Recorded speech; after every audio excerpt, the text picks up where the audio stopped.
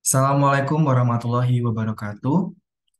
Sebelumnya terima kasih kami ucapkan kepada Ibu Ade dan juga Bapak Kiagus yang telah memberikan kesempatan pada kami untuk melakukan project management audit. Pada kesempatan kali ini kelompok 3 akan mempresentasikan terkait dengan project based learning. Boleh di next slide. Terkait dengan manajemen audit, spesifiknya kita melakukan audit di bagian rekrutmen pada Akper Bunda D5. Nah, ini merupakan anggota kelompok dari kelompok 3. Yang pertama ada Ken Karunia Megan, kedua ada Aurelia Tira Setia, kemudian ada Antik Nariswari, Fidelis Grecia, Berliana Rahmawati, saya sendiri Didik Catur sebagai moderator, dan yang terakhir ada Putri Skarpamuji. Next slide. Baiklah, pada kesempatan kali ini, kemarin kita sudah melakukan wawancara dengan Ibu Sopa dan melakukan wawancara terkait dengan perencanaan SDM rekrutmen dan penempatan.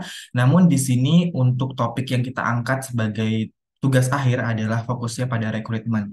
Nah, untuk itu marilah kita simak pembahasan selanjutnya kepada rekan-rekan yang bertugas. Saya persilahkan. Baik, di sini saya akan menjelaskan mengenai pertanyaan-pertanyaan yang telah kami lakukan dalam proses wawancara yang lalu. Yang pertama adalah mengenai apakah dalam proses rekrutmen terdapat alur dalam proses pemilihan penyeleksian? Ya, ada. Yang mana terdapat alur yang jelas dalam setiap seleksi. Lalu yang kedua, apakah proses rekrutmen menggunakan alur yang sama untuk semua jenis jabatan? Lalu kita memiliki jawaban yaitu ya, yang mana setiap rekrutmen menggunakan alur yang sama. Lalu yang ketiga, apakah rekrutmen menggunakan metode tertentu? Kita memiliki jawaban tidak, yang mana kita tidak menggunakan metode tertentu. Lalu yang keempat, apakah informasi rekrutmen disebarkan dengan tepat? Untuk jawabannya adalah iya, yang mana informasi disebarkan melalui media sosial dan karyawan. Lalu yang kelima, apakah proses rekrutmen mempunyai proses dan prosedur yang dijalankan dengan konsisten, yang memiliki jawaban ya, yang mana untuk menghindari kecurangan dalam proses rekrutmen. Lalu yang kelima, apakah terdapat timeline rekrutmen yang teratur, yang memiliki jawaban ya, yaitu yang memiliki keterangan setiap tahap rekrutmen terdapat timeline yang jelas. Next slide. Lalu selanjutnya adalah apakah sudah ada SOP terkait dengan proses rekrutmen, yang memiliki jawaban iya, yaitu proses rekrutmen mempunyai urutan SOP dari unit yang paling bawah hingga direktur. Lalu selanjutnya, apakah kebijakan rekrutmen didokumentasikan dengan baik, yang memiliki jawaban ya, yang mana kebijakan rekrutmen didokumentasikan pada sebuah dokumen kertas. Lalu yang keempat, apakah rekrutmen telah secara tegas menginformasikan persyaratan yang harus dipenuhi oleh calon tenaga kerja sesuai dengan kebutuhan perusahaan, yang memiliki jawaban iya, yang mana persyaratan diinformasikan sesuai dengan jabatan yang dibutuhkan. Lalu yang kelima, apakah rekrutmen telah memanfaatkan sumber tenaga kerja yang paling tepat, yang memiliki jawaban ya, yang mana rekrutmen telah memanfaatkan sumber tenaga kerja yang tepat karena adanya informasi persyaratan yang terpenuhi. Next slide. Lalu pertanyaan keenam adalah, apakah proses rekrutmen telah berjalan secara 3E untuk mendapatkan SDM yang sesuai dengan kualifikasi yang dibutuhkan oleh perusahaan? Di sini terdapat beberapa kualifikasi. Yang pertama, biaya rekrutmen dan dibandingkan dengan anggaran yang disediakan, yang memiliki jawaban iya, karena disesuaikan dengan kebutuhan. Lalu yang kedua, kesesuaian antara kualifikasi calon pelamar yang masuk dengan persyaratan yang telah ditetapkan, memiliki jawaban iya, karena sudah tercantum dalam statuta. Lalu, adakah pelamar yang tidak memenuhi syarat diterima dalam proses rekrutmen? Memiliki jawaban tidak, karena untuk menghemat anggaran psikotes sendiri. Lalu yang keempat, adakah hubungan antara kekeluargaan dengan pelamar yang diterima dengan pejabat di perusahaan dan bagaimana pemenuhan kualifikasinya? Nah, untuk yang ini kita memiliki jawaban iya, yang mana khusus untuk rekrutmen dari koneksi pegawainya saja. Lalu pertanyaan terakhir adalah apakah terdapat cara yang dilakukan untuk menghindari atau mencegah atau mengidentifikasi adanya kecurangan dalam proses rekrutmen, yang mana kita memiliki jawaban tidak, yaitu belum pernah ditemui kecurangan saat proses rekrutmen. Baik, untuk slide selanjutnya kita akan membahas mengenai kondisi lingkungan yang kita dapatkan setelah melakukan sesi wawancara pada waktu yang lalu. Untuk yang pertama, dari hasil wawancara diketahui bahwa pada Akper Bunda D5, proses rekrutmen dilakukan jika instansi memerlukan tambahan tenaga kerja dalam setiap unitnya, di mana dalam setiap melakukan rekrutmen, bagian SDM akan meminta persetujuan dari direktur yang kemudian akan setelah mendapatkan persetujuan dari direktur, selanjutnya persetujuan dibutuhkan adalah persetujuan dari yayasan. Untuk next slide.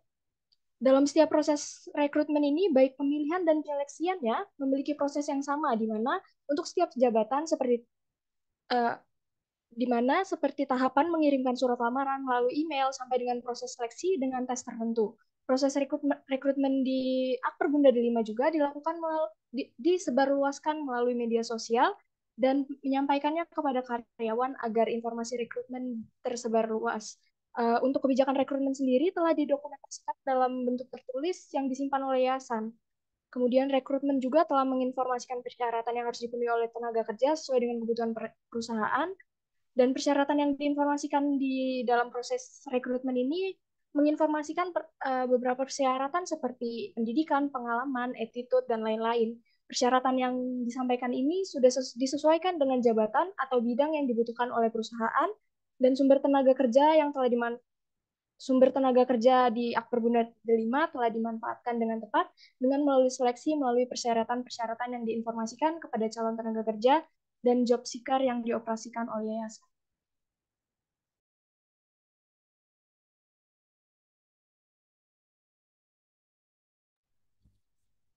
Dan untuk proses rekrutmen sendiri, Bunda D5 itu telah melaksanakan secara dengan efektif, efisien, dan etis.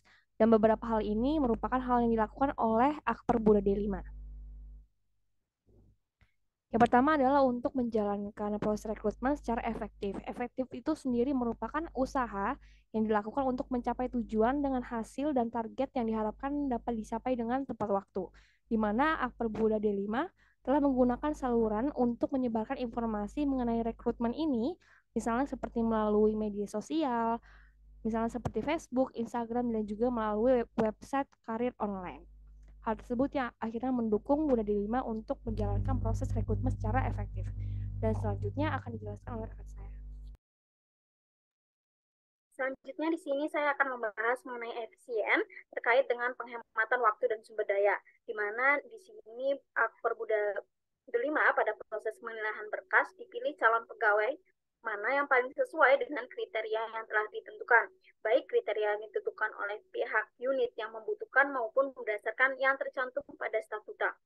Yang selanjutnya akan maju pada tahap wawancara pertama, di mana di sini hanya dipilih sekitar 7 sampai 10 pelamar terbaik saja. Hal ini dilakukan sebagai upaya untuk mengurangi biaya psikotes yang akan dilakukan pada tahap selanjutnya. Apabila pelamar lolos pada tahap wawancara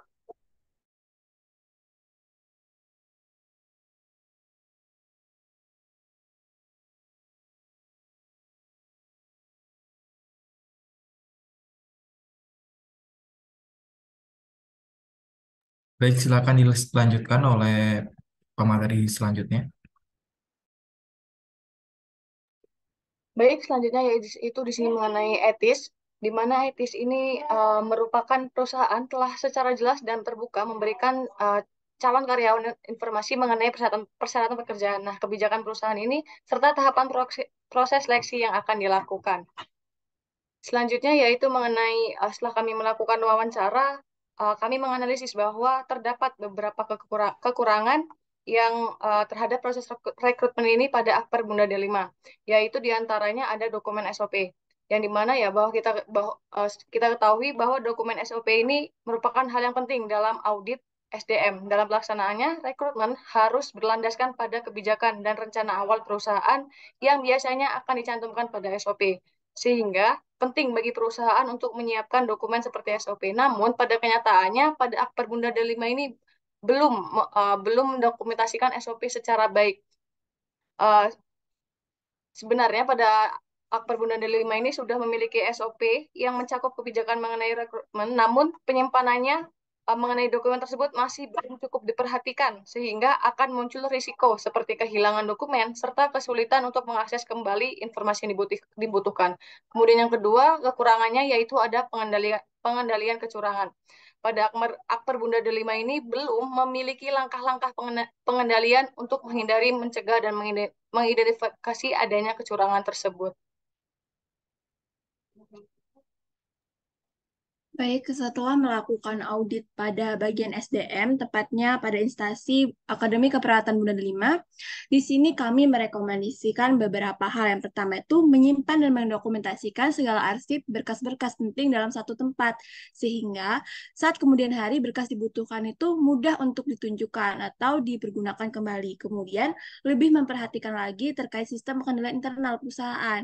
Nah, rencanakan dan buatlah SOP terkait langkah-langkah pengendalian untuk menghindari, mencegah, dan mengidentifikasi adanya kecurangan. Next slide.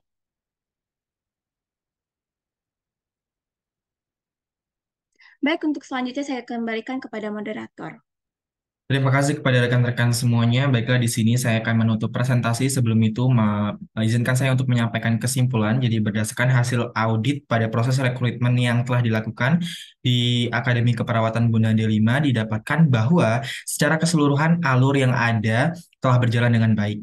Hasil wawancara yang telah dilakukan menunjukkan setiap pertanyaan yang diberikan mampu dijawab dengan baik oleh narasumber.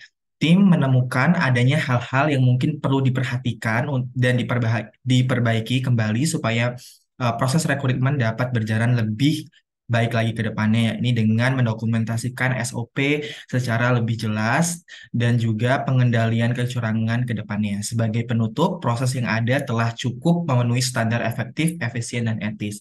Selain itu, kami sebagai tim juga melakukan saran bagi Akademi Keperawatan Bunda Delima untuk terus melakukan perbaikan tentunya dalam proses rekrutmen. Hasil dari kondisi di lapangan dan rekomendasi yang telah dilakukan pada laporan akhir ini dapat dijadikan sebagai salah satu dasar pengambilan keputusan yang ada nantinya. Selain itu, untuk mahasiswa, sebagai mahasiswa akuntansi, penting untuk kita memiliki dasar pemahaman dalam bidang ilmu manajemen audit. Salah satunya adalah melakukan proses audit di SDM. Untuk itu, penting bagi kita memahami materi ini. Baiklah, itu saja yang dapat kami sampaikan. Apabila dari kelompok 3 ada kekurangan, kami mohon maaf. Kami ucapkan terima kasih. Wassalamualaikum warahmatullahi wabarakatuh.